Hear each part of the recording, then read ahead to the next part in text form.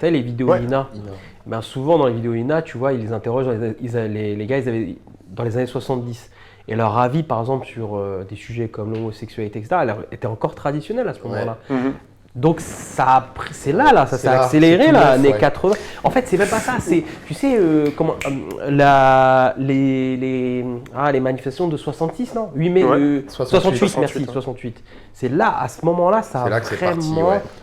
Ça a été l'élément déterminant parce que les gens, enfin les étudiants de mai 68 sont devenus des parents et ils ont influencé les enfants qui fait qu'aujourd'hui on est dans ce prisme-là. Mais je pense, après moi j'ai vu Ina, je vois les trucs qui sont comme Cohn-Bendit. Mais la génération de nos grands-parents, ils étaient déjà très éloignés. Enfin, ma grand-mère, je sais qu'elle a reçu une Bible pour son mariage, mais elle ne l'a jamais ouverte.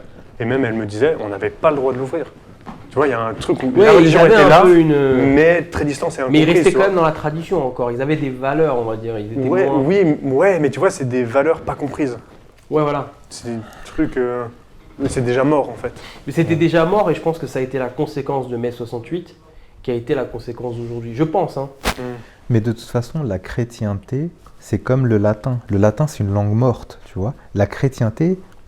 Moi, je vois personne qui pratique. Non, personne. C'est juste, ils vont une fois à la messe le dimanche. Et quand tu parles à un chrétien, tu lui dis oui, est-ce que tu vas te confesser devant le prêtre? Est-ce que tu penses que quand tu te confesses devant le prêtre, du coup, tes péchés sont vraiment absous? Moi, j'en parlais avec un ami à moi. Lui, en fait, il se dit chrétien, mais parce qu'il a été baptisé, il est dans une famille chrétienne. Mais dans sa pratique, il n'a rien de chrétien. Et il le dit lui-même. Il a dit, moi, je ferai frémir comment ça s'appelle, le clergé, là. Donc… ils ont limite une haine, des fois, même contre l'Église, par rapport aux histoires de pédophilie, par rapport aux histoires de… Enfin, il n'y a pas de cohérence dans la religion chrétienne. Il y a plein de choses comme ça qui font que… Ouais, mais il y a trop d'incohérence dans la religion chrétienne. Mais il y a un traumatisme aussi. Je trouve que nous, en tant que musulmans, on en pâtit. Parce que ce traumatisme, on l'a appliqué à toute la religion. On s'est dit, religion et notre époque scientifique est incompatible. Du coup, même nous, si on arrive avec l'islam, on se dit que c'est la même chose. Que le christianisme, c'est de la religion, impossible que ça aille avec notre monde. Et du coup, les gens, il ne faut même pas l'effort de vouloir comprendre la religion. Mais même, je te prends un truc très simple. Nous 5, on peut très bien se réunir dans un appartement et parler pendant 3 heures de la religion, tu vois. Hadith, tatati, tatata. Ça, c'est du jamais vu chez les chrétiens. T'as déjà vu 5 potes chrétiens qui vont se mettre et qui vont parler de religion? Ça dépend, attention, les JMJ, t'en as certains qui sont… c'est quoi les JMJ? C'est les Journées Mondiales de la Jeunesse. En gros, tu vois, où les chrétiens sont réunis.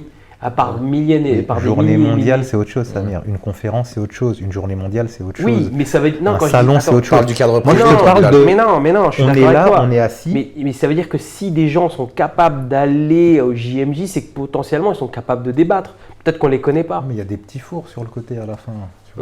C'est toujours un petit fun en plus. Non, c'est vrai, ce que tu veux dire, c'est que dans une mosquée ou dans un endroit, on va dire, assez spécifique… Même pas mosquée, chez toi.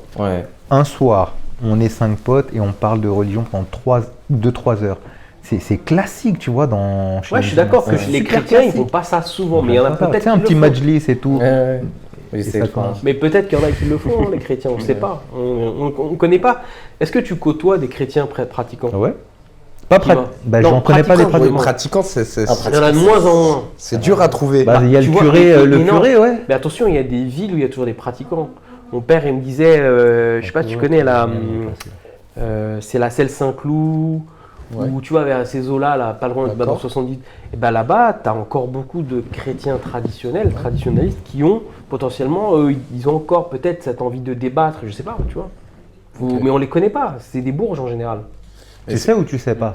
Tu t'émets une hypothèse? De quoi? Qu'il y a des chrétiens, chrétiens là-bas? Qui veulent débattre et tout. Ça, je sais pas. Voilà. Donc on n'en connaît pas. Moi personnellement, j'en connais pas, c'est vrai. Moi, je connais pas. J'ai plein d'amis chrétiens, mais est-ce qu'on connaît toute la société française? Eux, en fait, le culte, c'est aller le dimanche à la messe. Ah, c'est ça, ce que j'allais dire, c'est ça la pratique. Voilà, c'est ça la pratique. C'est très restreint. Il n'y a pas aussi… C'est une pratique de convention, on va dire. Est-ce que toi, tu connais… Est-ce que nous, on connaît beaucoup de jeunes chrétiens pratiquants? Moi j'en connais. Et justement, c'est plutôt à toi qu'on devrait poser la question. Nouveau, c'est pas une généralité. J'aime pas les généralités, mais ceux que je connais, ils ont une pratique, mais pas forcément une connaissance approfondie même de leur texte. Ouais. Enfin, mais moi qui ai lu 1 ou 2 fois la Bible, je peux leur poser des questions. Moi qui ai vu la Passion du Christ, je pense que je peux les prendre. C'est la Passion du Christ. Non, mais du coup, ils débattent ou pas, ils échangent entre eux. C'est bon, on a fait le tour, tu vois. On a des réflexions ensemble, en tout cas. Mais comme ils ont totalement un autre prisme, une autre vision, tu sais, il y a tout qui est. Ça se justifie par soi-même. Et du coup, nous, avec notre logique de musulmans, c'est comme si moi, j'arrivais pas à entrer parce que tous justifient d'eux-mêmes la résurrection par la chair. C'est un mystère par rapport aussi à la Trinité. Et du coup, nous, on dit, mais attends, c'est pas logique. Puis eux, ils font, mais si, parce que c'est lié entre eux. Mais pour moi, c'est que du mystère qui est flou. Scientifiquement, c'est pas possible. C'est-à-dire qu'en gros, eux, ils remettent pas en cause leurs croyances. Mais comme nous, on remettrait peut-être pas les nôtres. Voilà, tu vois. Mais donc, il y a des discussions quand même. Il y a 4000 religions sur Terre. Donc, tu vois, il y en a qui quand remet même en cause ces croyances. Mais donc, il y a des débats. Il vient de te dire qu'il y a des débats entre jeunes chrétiens. Il y en a. Ils discutent, ils échangent. Ouais. C'est juste qu'on les connaît pas. Quand moi j'ai des débats, par exemple, quand j'ai des débats avec un ami qui se dit chrétien, parce qu'il dit je suis chrétien, mais en réalité, il dit que les vrais chrétiens tels qu'ils sont identifiés par la société, il le traiterait en fait d'hérétique, quoi. Parce que sa chrétienté, en fait, n'a rien à voir avec la chrétienteté conventionnelle et cadrée telle qu'elle est appliquée par l'Église. Et donc, en fait, c'est un chrétien, mais en réalité, je lui dis, mais t'es pas chrétien, en fait, vu que tu rentres pas dans le cadre de la chrétienté. Donc, il sait pas agnostique. Mais aussi, il est pas agnostique. Il y a tellement une panel maintenant. Enfin, c'est gigantesque aussi. Toutes les, il y a les églises évangéliques, les églises.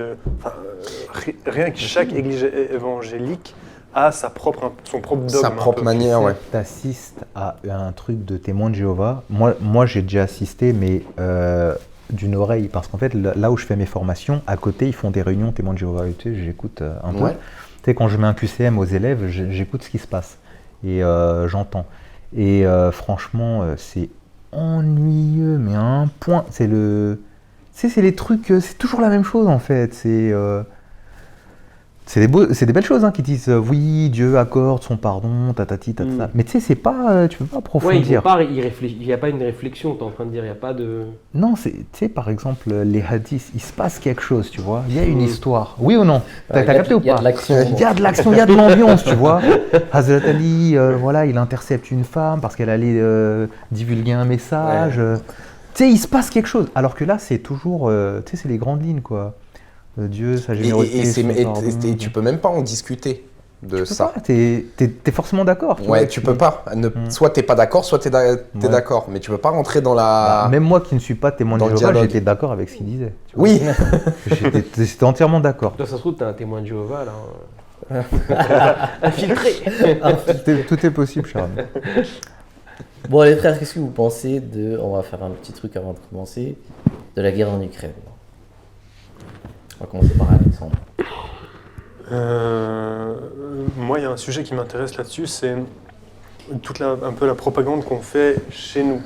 On a une diabolisation, tu sais, de tout, de la Russie et de Poutine. On a un peu une sorte de bloc où est-ce que tout le monde est pris par les émotions et on dit la Russie et Poutine, c'est le shaitan, c'est le diable. Et souvent, c'est aussi une guerre idéologique. On se met toujours, nous, dans la position des sauveurs de la petite Ukraine. Et je me questionnais aussi beaucoup sur... moi, j'ai un ami, justement, qui est russe et qui habite à Moscou. Et il me disait qu'eux, ils ont le miroir. Ils ont totalement l'autre truc où c'est nous qui sommes diabolisés. Et eux, ils sont les sauveurs de ces terres. Du coup, je trouvais intéressant aussi de trouver, il doit y avoir un juste milieu entre ce qu'on nous dit, logiquement évidemment, parce que c'est pas juste, c'est une guerre, on la montre comme idéologique, mais aussi, c'est quoi l'équilibre en fait? Et, enfin, est-ce qu'il y a vraiment un camp du bien? Dans aucune guerre, je crois qu'il n'y a jamais eu un camp du bien. Enfin, peut-être oui, dans les guerres du Saint-Prophète, sallallahu alayhi wa sallam. Mais est-ce qu'on a déjà eu une guerre où vraiment c'était aussi tranché? Et où est-ce qu'on a, comme on en discutait un peu, on a tout ce trafic d'armes qui alimente un business qui est gigantesque. Nous, je veux dire, avec profite. À qui profite cette guerre? Nous, on fournit des armes. Et l'Europe n'a pas l'air de vouloir stopper cette guerre, au contraire. Donc, juste, je me questionne aussi sur c'est quoi, enfin, est-ce qu'il y a vraiment des camps? Est-ce qu'on n'est pas juste dans une grosse machinerie qui est juste mauvaise, en fait? Mais qui a plus raison que tort dans cette histoire? C'est ça la grande question. Est-ce que c'est les Américains? Est-ce que c'est la Russie? Est-ce que c'est les Français? C'est un jeu d'ego, c'est une espèce de bataille d'ego à un moment donné. Moi, je défendrais une position qui sera la mienne, c'est que la Russie a tort. Parce qu'on n'attaque pas un pays souverain. D'accord. Moi, je défendrais cette position. Tu as les Américains aussi qui ont souvent attaqué des pays, personne n'a rien dit. Bah, c'est mal aussi. Et même nous, on l'a fait tout le temps. C'est mal aussi. C'est pas parce qu'eux le font que tout le monde doit le faire. Donc là, dans ce cas de figure, moi, ma position, c'est que la Russie, peu importe les raisons, elle a tort. T'attaques pas un pays souverain comme ça. Parce que les répercussions derrière, elles sont terribles. Viol, massacre, misère. Et les sanctions? Quoi, les sanctions? Les sanctions, on a eu raison, on a eu tort. Bah moi, je dirais qu'on a raison. Mais le problème, c'est qu'on se pose comme moralisateur, alors que nous, on a une histoire qui est pire encore que ce qu'ils font. Enfin, c'est toutes ça les aussi. colonies. Enfin, Poutine, il a fait un discours là, il y a 2-3 semaines, quand il annexait les 4 régions. Pendant une demi-heure, il nous a éclaté sur notre histoire, où il y a ce qu'il disait. Et enfin, vous posez en tant que moralisateur, mais regardez votre histoire. Oui, mais tu peux pas. Là, on est en 2022, tu peux pas nous reprocher. Pas ces actes, voilà, mais tu peux pas dire en 1600, toi, t'as fait ça, tu vois. Ou en 1800, c'était il y a 50 piges, tu vois. C'était il y a 100 ans parfois. C'est même il y a si on 50 regarde la guerre en Irak, la guerre de Libye. La Libye, c'est ce que j'allais dire. Oui, la Libye, la France est intervenue là-bas. Et regarde aujourd'hui les conséquences de la Libye. De la Libye, ouais. Et justement, mais la France, elle n'est pas en Libye, elle n'a pas colonisé. Elle a été en Libye, elle a attaqué la Libye, voilà. À cause de ça, il y a un Kadhafi qui... on n'aurait pas dû. Okay. Voilà, on n'aurait pas dû. Non, mais après, là, c'est différent. Là, il colonise, là il annexe. Oui, mais... Après, ça sera l'Ukraine, après, ce sera qui? Ce sera la Pologne, après, ce sera qui? Ça sera les Allemands, après, ce sera la France. Ça s'arrêtera où? Moi, là où je suis d'accord avec toi, c'est qu'on n'agresse pas un pays étranger. Sauf que, il faut savoir que ça fait déjà longtemps que l'Ukraine avait déjà commencé son annexion. C'est-à-dire que depuis 2014, déjà, une partie de la Crimée faisait partie de la Russie. Et qu'il y a eu des exactions contre ça ne s'arrêtera pas. Les Ukrainiens. Donc c'est la Crimée, après je pense, et aussi, il y a le seul truc, c'est que... et je suis d'accord avec Alexandre, c'est qui a raison, qui a tort. Derrière tout ça, il y a des intérêts. On ne sait pas qui. On est d'accord sur le fait que c'est pas bien d'agresser. Par contre, ils ont... faut pas glisser vers des trucs complotistes, non? Non. Tu vois. Non, mais après, la question, c'est de dire, est-ce que côté russe aussi, tout est mal de leur côté, dans leur... Ouais, parce que le problème dans tout ça... Alors, moi, je suis d'accord avec le fait que c'est mal, comme tu l'as dit, mais après, eux aussi, ils ont leur propre narration. C'est-à-dire qu'ils disent qu'on fait ça pour se défendre parce que le temps s'avance. Veut s'avancer, donc on est obligé d'attaquer avant parce que sinon on sera attaqué. Donc eux aussi ils ont une narration. Personne les a attaqués. Je suis d'accord avec toi, mais ils ont quand même été menacés. Ils se sentaient menacés, tout comme les Américains se sentaient menacés. Ça fait des années, je crois, qu'ils tirent la signal d'alarme en disant que l'OTAN est en train d'avancer, avancer. C'est pas la première fois qu'ils disent. Par exemple, les Israéliens. C'est pas la première fois qu'ils tirent. Quand ils attaquent des pays comme la Syrie, etc., ils se sentent menacés aussi. Et là, personne ne dit rien. On devrait. C'est mal là-bas aussi. C'est-à-dire, ça s'appelle des guerres préventives. Mais dans ce cas, il n'y a pas de limite. Moi, je me sens menacé par Samir, là. Je vais lui en coller une. C'est moi, tu vois. Parce que je me sentais menacé. Alors que lui, il avait peut-être aucune intention de, tu vois. Après, tout le monde peut frapper tout le monde, tu vois. Tout le monde peut faire la guerre à tout le monde. Et les sanctions. T'imagines, l'Italie nous attaque là demain, préventif. Mais donc, on ne sait jamais avec vous. Est-ce qu'il y a déjà eu une guerre ou une attaque, on va dire, armée violente qui est justifiée? Est-ce que c'est possible d'avoir ça? Parce que nous, justement, dans l'histoire de l'islam, on a beaucoup de guerres, qu'elles soient défensives ou offensives. Je pense à l'Empire romain, par exemple.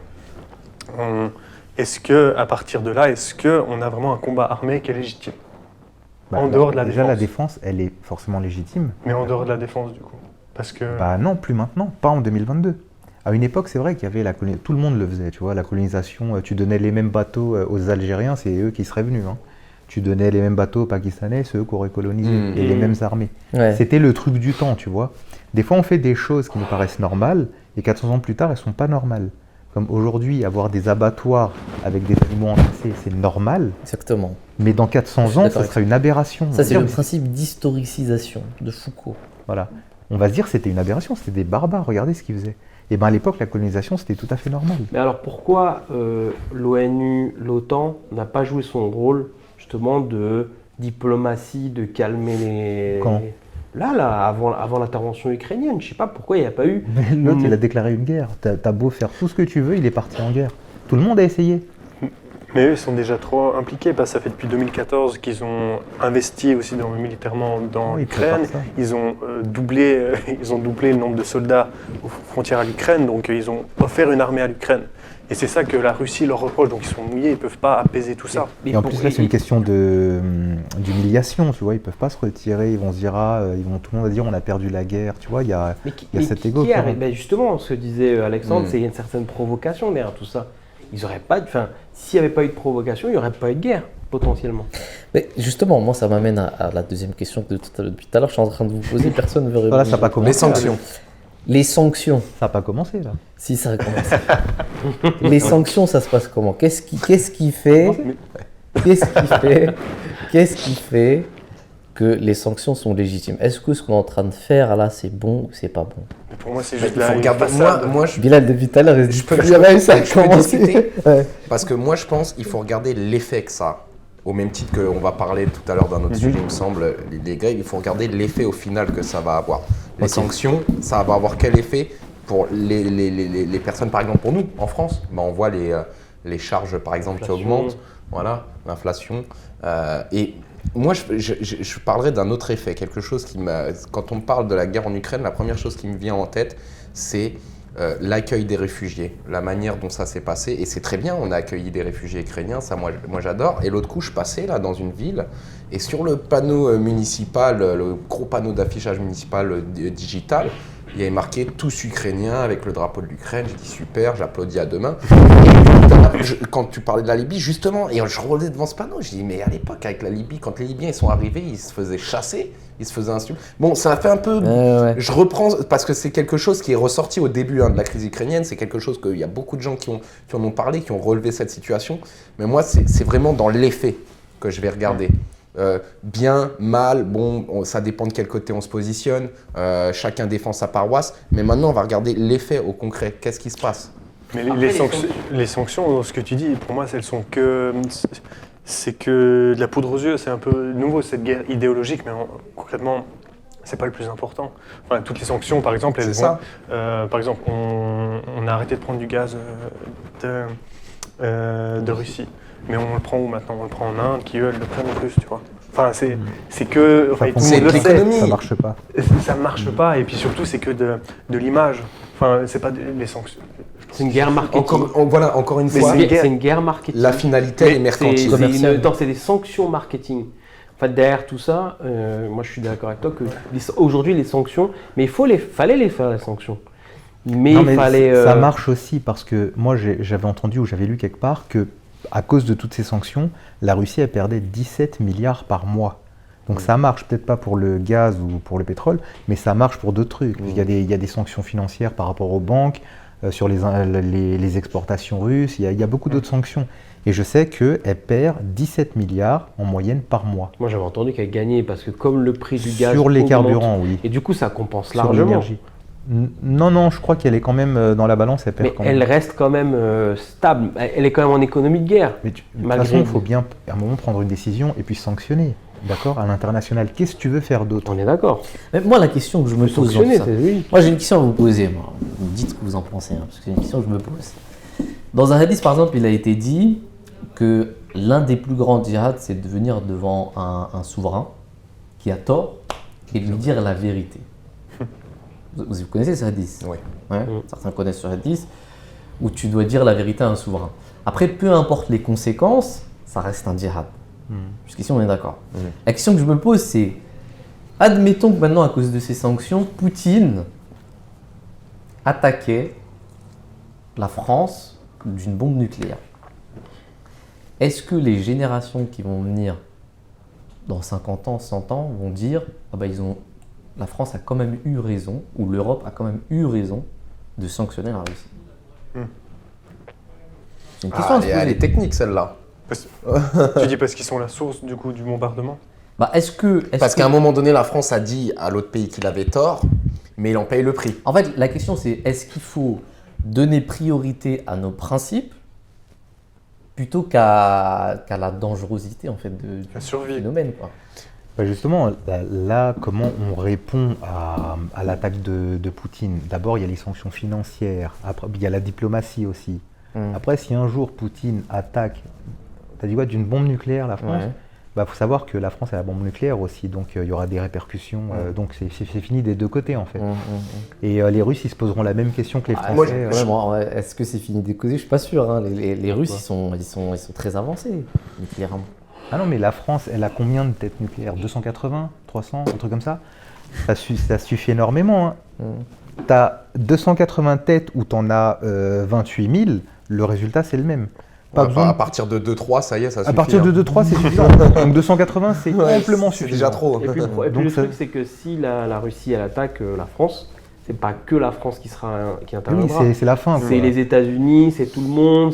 Donc les Français, dans 100 ans, se poseront cette question, mais les Russes, ils se poseront la même. Est-ce qu'on a bien fait finalement? Donc personne n'est gagnant de cette situation. Moi, pour répondre un peu plus, recentrer sur la question, moi je pars du principe que oui, il faut rester fidèle à ses principes, quoi qu'il en soit, puisqu'après c'est Allah qui va ouvrir les portes. On suit le cadre, et après c'est lui qui pourvoit. Ouais, effectivement. Alors c'est vrai qu'après quand on compare Hadith avec les sanctions, ça n'a rien à voir. On ne sait pas les sanctions, ça se trouve il y a des intérêts derrière, on ne sait pas si c'est vraiment légitime de les faire. Voilà. De toute façon, on n'a pas le choix que de rester fidèle à nos principes, parce qu'aujourd'hui c'est l'Ukraine qui a attaqué. Ça serait trop facile de dire c'est leur problème, c'est pas le nôtre, d'accord? Nous, il y a du chômage, il y a de l'insécurité, tout ça, c'est pas notre problème. Oui, okay. C'est avec plein de guerres. Ou est-ce qu'il y a des guerres qui sont loin? Mais dans 10 ans, dans 20 ans, dans 30 ans, l'Ukraine est russe, ok? Dans 20 ans, dans 30 ans, pareil avec la Pologne. Dans encore 30-40 ans, pareil avec l'Autriche. Donc il y a bien un moment où on va se réveiller. Parce qu'un jour, ça sera peut-être nous. Donc c'est soit on se réveille maintenant, soit on se réveille dans 50 ans. Mais dans ce cadre de figure-là, excuse-moi, je te coupe, ça n'a pas toujours été le cas avec la Russie. Enfin, s'il y avait une historicité, on aurait pu dire. Mais si, parce qu'il y a l'URSS. Donc eux, ils ont cette nostalgie. Ils ont cette nostalgie de l'URSS, comme les Turcs, ils ont la nostalgie de l'Empire ottoman. Comme l'Inde, elle a la nostalgie de l'Empire perse, d'accord? Elle aimerait bien récupérer ces territoires, Bangladesh, Pakistan, Sri Lanka, tout ça, c'est un gros empire. Et ben c'est pareil pour les Russes. Ils sont fait hacher, donc c'était au cours de la Première ou de la Deuxième Guerre mondiale, bon bref. Et là, ils aimeraient bien récupérer tout ce territoire. Mais ça ne s'arrêtera pas à l'Ukraine. Hein. Après, le problème, c'est la différence entre les autres guerres, parce que tu parlais des autres guerres, c'est que là, on est proche. Parce que finalement, l'Ukraine, tu regardes en termes de... Enfin, c'est collé à la Pologne. La Pologne, elle est collée à l'Allemagne. Hein. On n'est pas loin, mine de rien.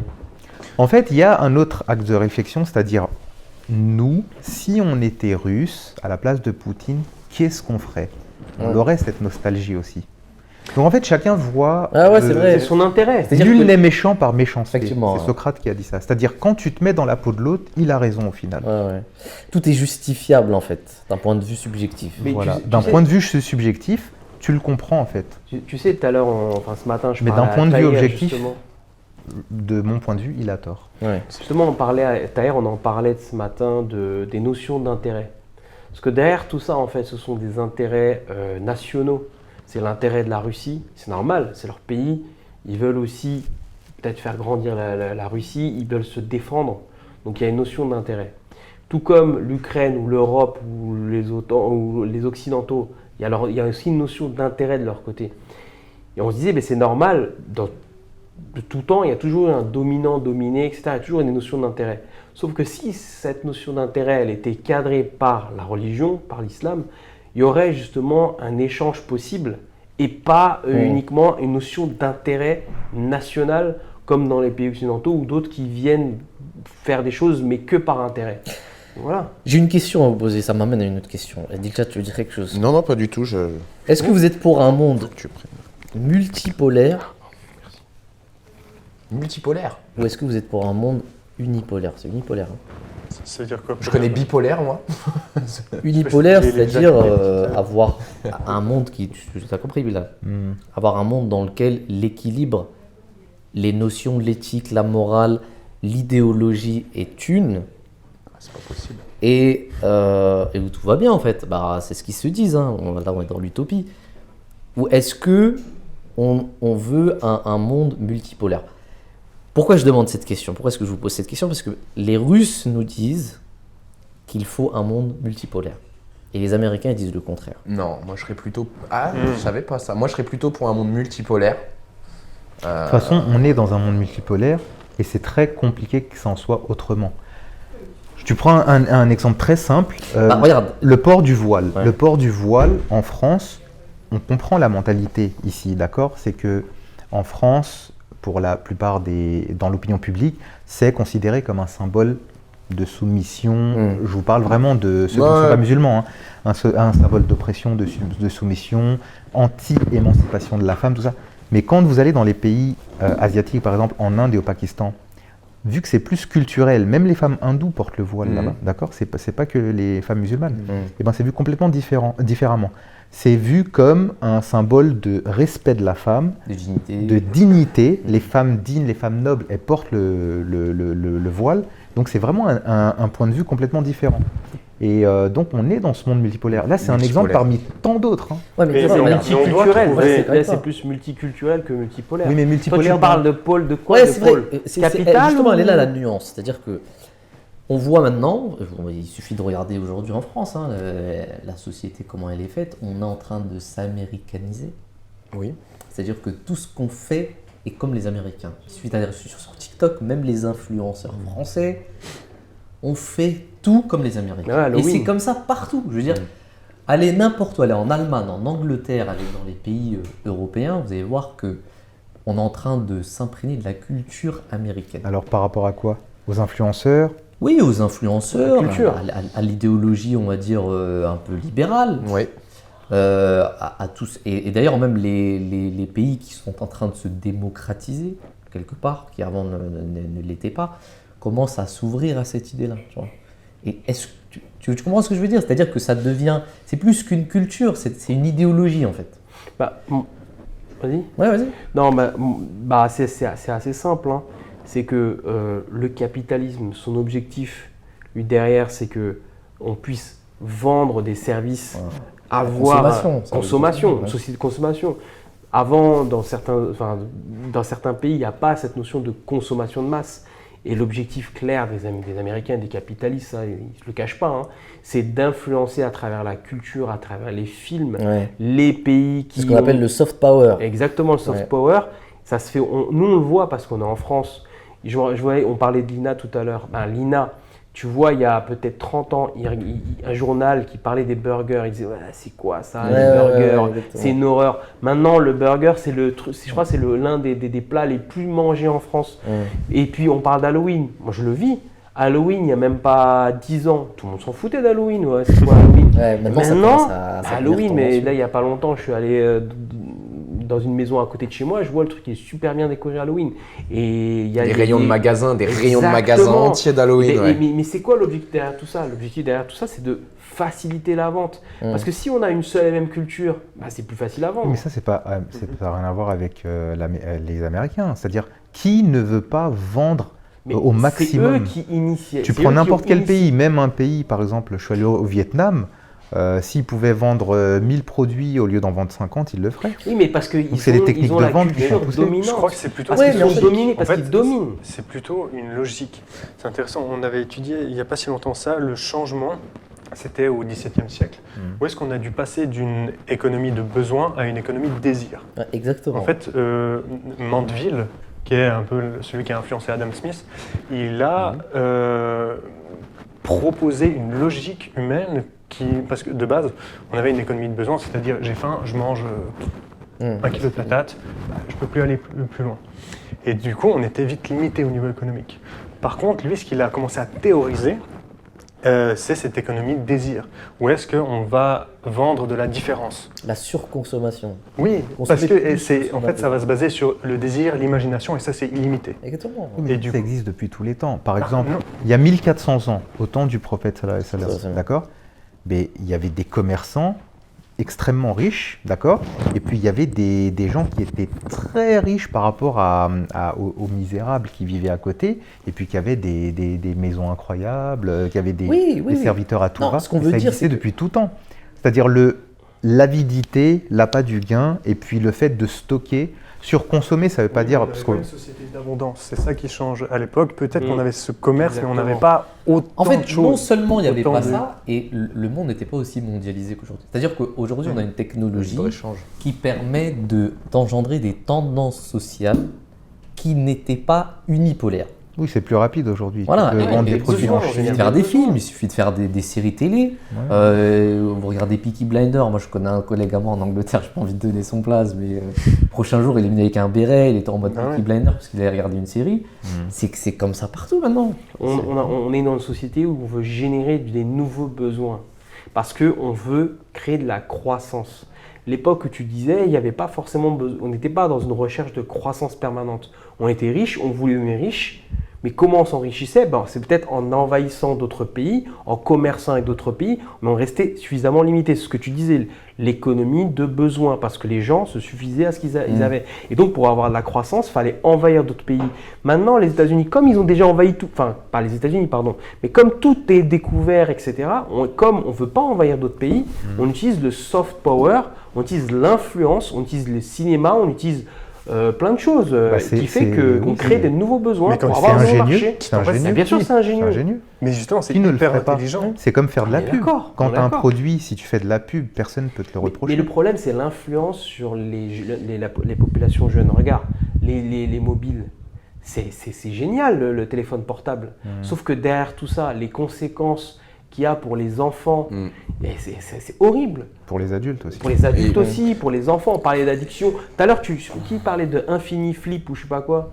Non, pardon, je parlais à un moment donné, on en parlait tout à l'heure, que maintenant tu as des systèmes d'Infini Flip où tu passes 1 heure, 1 heure et demie, mais c'est des choses qui pompent l'énergie des gens. Mais moi-même, hein. Alors, on va passer à un autre sujet, parce que là, ça nous amène à un sujet intéressant, c'est la Coupe du Monde 2022. Sans transition.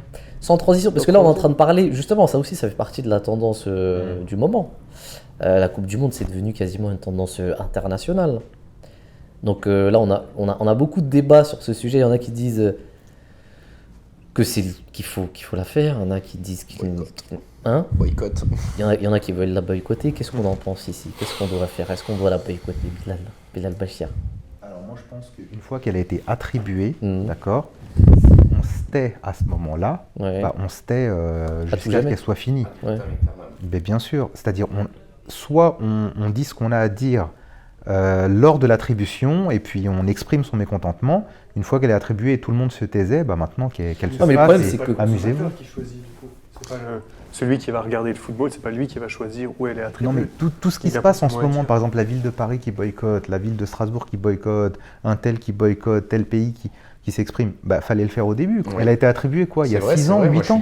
Oui, mais quand ça a été attribué, il n'y a pas eu tous les scandales de construction. Parce que ça s'est fait entre le moment où ça a été désigné et aujourd'hui, là où ça va se passer. Mais on savait ce qui se passait déjà là-bas. Mais on savait déjà que ça allait évoluer. Qu'il n'y a pas de droit de l'homme là-bas, il n'y a pas de droit social, il n'y a pas ci, il n'y a pas ça. Donc, tu confies justement la construction de stades au Qatar, tu sais, imagine un peu. Tu te renseignes avant. Moi, je suis d'accord avec toi sur le fait que c'est hypocrite de dire maintenant, on se réveille. C'est trop tard, à un mois. Je suis d'accord avec toi que dès le début, ils auraient dû le dire. Mais par rapport à l'attribution, déjà c'est pas nous qui avons décidé. Je parle des consommateurs. Enfin, il y a différents points de vue. Mais c'est jamais nous qui décidons. C'est un panel, il y a un jury. Moi, j'ai jamais voté pour la Coupe du Monde. On est d'accord, mais dès le début, il y a quand même des gens, de toute façon, qui n'étaient pas forcément contents du Qatar. Et moi, je me rappelle au début, c'est bizarre, c'est le Qatar, histoire de corruption. Bon, je vais passer les détails. Mais les gens n'étaient pas contents que ce soit le Qatar dès le début. Dans ces cas-là, ma question, c'est... Excuse-moi, pardon. Mais après, il est arrivé ce qu'il est arrivé. Et là, forcément, c'est comme tout. C'est que quand c'est loin, quand c'est éloigné, on ne se prend pas la tête. Mais dès que ça commence à arriver et qu'on commence à entendre parler, là récemment, tu sais qu'ils ont tellement peu de place au niveau du Qatar que pour loger des gens, ils sont obligés de loger dans un autre pays à côté. Et il va y avoir énormément d'échanges entre avions, ça tu le sais pas, mais ça tu le sais maintenant.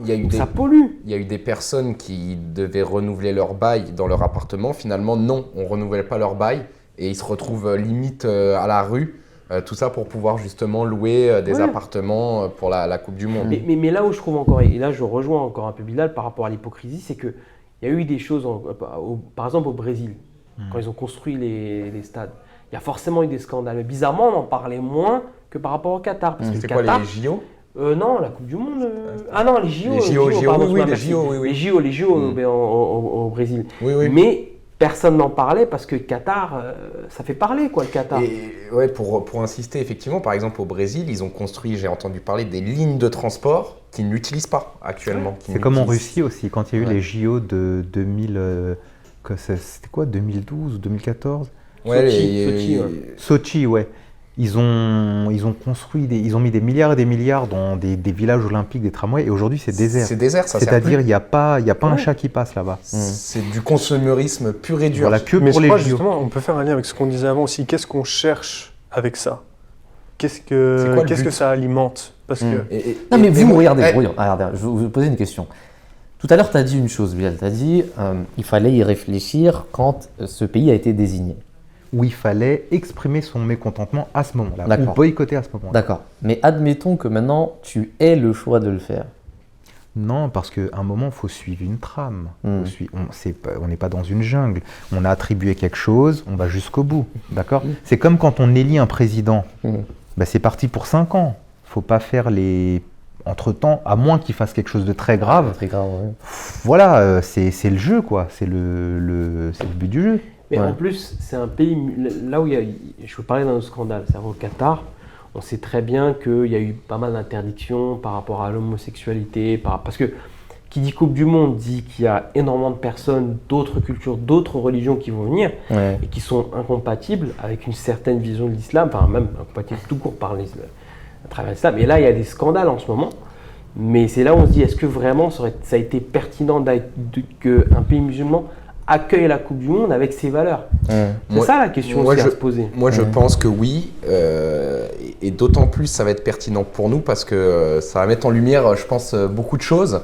Et ça va permettre aussi au monde entier d'avoir plus d'informations sur ce qui se passe dans ces pays-là, de le vivre plus concrètement. Et je pense que ça tu penses que les gens qui vont aller là-bas, ils vont découvrir certaines choses et ça va ouvrir les esprits au monde entier dans un sens ou dans l'autre. Je suis tout à fait d'accord. D'ailleurs, il y a eu une polémique récemment sur le prix de la bière à 17 €. Mais normalement, là-bas, c'est pas interdit de boire.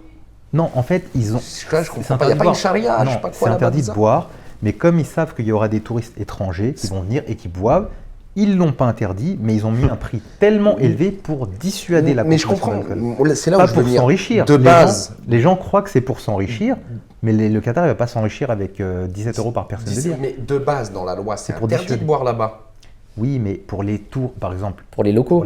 Vous voyez bien à quel point il y a une forme d'hypocrisie. Non, c'est très sage, moi, je pense. Tu trouves? Mais regarde, c'est comme au Pakistan, c'est interdit de boire de l'alcool pour les locaux, mais quand tu as un passeport étranger, là, ils te l'interdisent pas. Ils ont le droit de te vendre de l'alcool. Mais c'est une forme aussi de tolérance, c'est-à-dire... Oui, c'est vrai. Par exemple, en France, admettons... C'est vrai.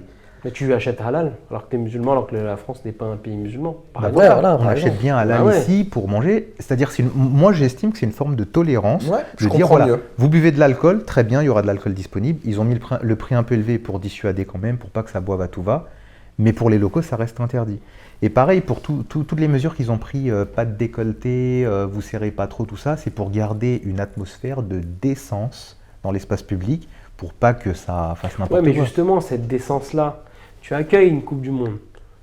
Qu'est-ce que tu estimes être décent et qu'est-ce que tu et pourquoi tu autorises la bière comment tu jauges la décence comment tu jauges la décence sachant que culturellement pour toi, comme tu dis, la mini-jupe, enfin pour toi, pour le Qatar, la mini-jupe c'est quelque chose qui n'est pas décent. Or, dans un pays occidental, c'est normal. Donc, s'ils étaient vraiment ouverts, ils auraient dû autoriser. On le fait à fond. On fait une Coupe du Monde, on autorise. Parce qu'on va accueillir le monde entier. Moi, je trouve bizarre les règles, je les trouve bizarres. Moi, je trouve qu'ils sont droits dans leurs bottes. Bah non, ils ne sont pas droits dans leurs bottes, justement. Bah, je vais te montrer comment. Ils ont dérogé à aucun de leurs principes. Ils ont dit voilà, pas de mini-jupe, pas de ci, pas de ça. Bah, quand même, ils vendent de la bière. Hein. Ouais, pour moi, c'est quand même Parce qu'il y aura des touristes étrangers et ceux qui veulent consommer, bon, il y aura de la bière disponible. Mais c'est que pour la Coupe du Monde. Moi, je trouve que c'est. Après, moi, je suis d'accord sur la question de l'ouverture, la question de la tolérance. Oui, bien sûr. Là, je te rejoins. Là, je peux... Mais si tu es tolérant, ça me perturbe. Mais si tu es tolérant, sois tolérant à fond. C'est-à-dire que toi, tolérant. Soit de la mini-jupe. Voilà, autorise la mini-jupe parce que tu sais que quand tu accueilles une Coupe du Monde, tu vas accueillir des gens qui ont une culture différente. Tu vas et là, ça revient à la question de principe. Il faut bien mettre le curseur quelque part. Mais pourquoi dans les autres pays, il n'y a pas de curseur? Pourquoi quand la France... Je trouve que le curseur qu'a mis le Qatar, il est très équilibré. Ah, c'est vrai, ça c'est ton point de vue, mais pour un occidental, pour lui, ça le choque. Je suis un occidental. Ben, ça me choque pas. D'ailleurs, peut-être regarde. Mais c'est pour ça, sinon ça ferait pas scandale. Je t'invite à voir les commentaires dans les réseaux sociaux ou tout ça. Tout le monde dit ils sont dans leur pays, ils font ce qu'ils veulent et on devrait faire la même chose dans notre pays. Voilà, c'est-à-dire des fois il faut s'imposer, ok? C'est-à-dire aujourd'hui dans notre pays, si on ne veut pas que quelque chose se passe, il doit y avoir des sanctions, il faut s'imposer. Et bien là-bas, le Qatar est dans son pays, il fait ouais, parce qu'en fait, regarde, si tu regardes la chose d'une manière, on va dire, d'un point de vue français, les Français ne veulent pas du voile islamique en France. Les Qataris le veulent. Par exemple. Excuse-moi, je vais juste. Ouais. Tu dis les Français. Non, ce que je veux dire, t'es pas sûr que tous les Français déjà. Les Suisses, on va dire. Allez, c'est réglé. Parce que c'est là que tu es en train de préjuger de quelque chose. Non, c'est vrai. C'est pas, c'est l'ensemble. Ce que je veux dire, la loi française, elle autorise. En fait, je comprends ce que tu veux dire. Mais on va prendre un autre exemple. En Arabie Saoudite, les femmes n'ont pas le droit de conduire. Maintenant, elles ont le droit. Mais admettons, il y a 10 ans, elles n'avaient pas le droit de conduire. Une Française va en Arabie Saoudite. Est-ce qu'elle va prendre le volant par provocation? Non, elle ne va pas le faire. Elle va se plier aux règles du pays. C'est ça. Donc, tout comme une femme qui va venir ici ne doit pas se voiler en fait. Admettons que ça a été le cas ici. Elle ne doit pas se voiler dans. Alors, c'est quoi qui est interdit dans les institutions, les mairies, les trucs comme ça. Non, si tu es représentant du gouvernement, de l'institution. Et si tu n'es pas représentant, tu as le droit de porter. Si c'est interdit, n'importe quelle femme, musulmane ou pas, n'a pas le droit d'aller à l'encontre de la règle. Tu suis la règle. Dans la communauté, on nous dit qu'on doit suivre. Bien sûr. À l'université, c'est autorisé, on le porte. Là, c'est interdit, on le porte. Sauf que derrière tout ça, on sait très bien qu'en ce moment, il y a une sorte de campagne contre le voile. Mais peu importe. C'est la loi. Après, si on veut militer, c'est avant l'instauration. Parce que les lois, on peut les changer. Oui, ça peut être modifié. Mais une fois que c'est modifié, après, on peut faire autrement. Mais il y a une différence entre militer et puis provoquer, aller dans un endroit et puis faire à l'encontre. On est d'accord. C'est pas une très bonne image, quoi. Faut pas provoquer. Moi, je reviens sur la Coupe du Monde au Qatar. La Coupe du Monde au Qatar. Alors, en réalité, je vais juste m'arrêter à la Coupe du Monde. À quoi elle sert? À rassembler les gens, à créer du spectacle, à créer de la joie. C'est du divertissement. D'où ça nous vient? Ça nous vient de l'Empire romain, des premiers jeux. Ça venait. À quel moment ça a été mis en place ce genre de jeu? À des moments où il y avait des problématiques sociales, où le peuple commençait à se révolter, clairement, où il commençait à y avoir des guerres dans le pays ou quoi. On va mettre des jeux pour calmer, pour apaiser, pour divertir, pour faire penser à d'autres choses. Et c'est là où moi j'ai cette problématique avec le football. Parce que c'est devenu quelque chose de très très populaire. Alors je dis pas, il y a plein de côtés positifs dans le football. Mais moi il y a cet aspect où en fait des fois, il y a certaines personnes, elles vont s'oublier pour le football. Il n'y a que le football dans leur tête. Mais à un moment donné, concentrez-vous sur ce qui est important. Mais c'est un avis très personnel parce que je suis pas très football. C'est vrai de donner l'heure du pain, du vin et des jeux. C'est ça? Ouais, voilà, c'est ça. Et ils ont été tranquilles. T'as raison sur un point, et j'ai eu cette réflexion il y a quelques temps. Et en fait, surtout en Europe, il n'y a pas de spiritualité, on va dire. Il n'y a pas de. On ne croit plus en Dieu, tout ça. Mais en fait, l'homme a besoin de s'accrocher à quelque chose. L'homme a besoin de défendre bec et ongles quelque chose, d'accord ? Quelque chose en quoi il croit. En quoi il croit fermement. Et là où je suis allé au Parc des Princes, je ne veux pas me faire d'ennemis, mais je suis allé au Parc des Princes et je vois des gars, ils sont prêts à en découdre, à taper. Moi, j'en ai vu un pour tatouage sur le cœur un truc de c'est devenu une forme de religion. Mais c'est vraiment. c'est vrai. Les hooligans, c'est ça aussi. En fait, comme ils ne croient pas en Dieu, donc ils ont besoin de. Leur esprit, il est. D'un sens communautaire, non seulement d'un sens communautaire, mais d'une identité. C'est-à-dire, ils sont, par exemple, PSG, le groupe PSG, c'est PSG Forever. D'accord ? Personne critique, on regarde tous les matchs, ils font des efforts monstres pour faire des banderoles, des trucs, des tifos. Est-ce qu'on pourrait pas mettre ces efforts efforts et puis aussi, ils perdent leur objectivité, c'est-à-dire que on sait très bien que l'équipe est nulle. Admettons-le, ils ont perdu. Non, on parle pas du PSG. Excuse-moi, ça vient. Même si l'équipe est nulle, ils vont pas la lâcher. Exactement. Il y a tous les ingrédients. Et ils vont pas admettre d'une ferveur, par exemple, soit du fanatisme. Voilà. Mais pour un club de foot. Bah oui, je te rejoins sur le PSG. Je voyais, moi aussi, j'étais stadier. Et tu voyais des gens insultés, c'était à fond, comme si c'était leur vie qui était en jeu. Ils sont prêts à aller à l'hôpital. Moi, je la regardais un peu comme ça, je me dis, mais attends, c'est qu'un jeu, c'est qu'un match. C'est du divertissement. C'était pas du divertissement. Mais tu vois, on va revenir à l'histoire. On parlait de multiculturel et uniculturel. Derrière tout ça, est-ce que finalement la Coupe du Monde au Qatar n'est pas une forme de volonté de uniculturaliser le Qatar? Là, on est dans la philosophie là. Non, mais on était revenu dans le multiculturel. C'est vrai. Tout à l'heure, c'est ce qu'on disait. Ouais, c'est vrai. C'est que c'est une forme de tendance. Quand tu as les mêmes supporters dans un pays qui est, je sais pas moi, à l'autre bout de la planète et un autre qui est dans l'autre bout de la planète, de l'autre côté. Bah, tu te dis quand même, il y a, comme tu disais, c'est-à-dire que ça devient quasiment une religion. Une religion, même si c'est culturel, même si c'est quelque chose de culturel. Je trouvais intéressant ce que disait Dilshab sur le divertissement. On a aussi maintenant une société où la religion, c'est carrément le divertissement. On a tellement de manières de se divertir, que ce soit le football, tous les sports, les séries, la télévision, les acteurs, tu n'as plus le temps pour autre chose. Ouais, et même les chanteurs, on les appelle des idoles, tu sais. Et même on les appelle les dieux des stades, les dieux du stade, pardon, les footballeurs. On a une sorte aussi de course au divertissement et ça devient notre religion principale. Oui, parce que quand tu dis deux personnes dans un autre pays qui croient en la même équipe, bah oui, c'est totalement ça. C'est un débat intéressant, hein. On va revenir peut-être sur ce sujet d'ailleurs, parce que normalement on ne devait pas parler de shirk ici, c'est pas grave. C'est pas grave. En tout cas, c'était très intéressant. Je vais terminer. Je ne vous avais pas présenté au début, c'est normal, je ne vous l'ai pas dit. Peut-être que certains l'ont mal pris, je sais pas, mais je m'en fous. Alexandre, merci beaucoup, présentateur de la MTA aussi, qui vient souvent dans les émissions. On a Bilal Havan, Bilal Bachir, pardon, qui est un des intervenants aussi réguliers que vous connaissez très bien. Dilshad, présentateur, pareillement. Et Samir aussi, qui est un intervenant maintenant quotidien. Enfin, pas quotidien, mais en tout cas très régulier. Jazakallah à toutes les personnes qui nous ont regardé. Si vous avez été intéressé par cette émission, n'hésitez pas à nous écrire, n'hésitez pas à nous dire ce que vous en avez pensé.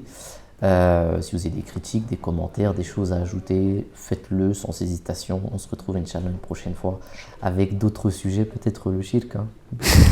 Oui, pourquoi pas. Inch'Allah. Assalamu alaikum wa rahmatullahi wa barakatuh. Wa alaykum salam wa rahmatullahi wa barakatuh.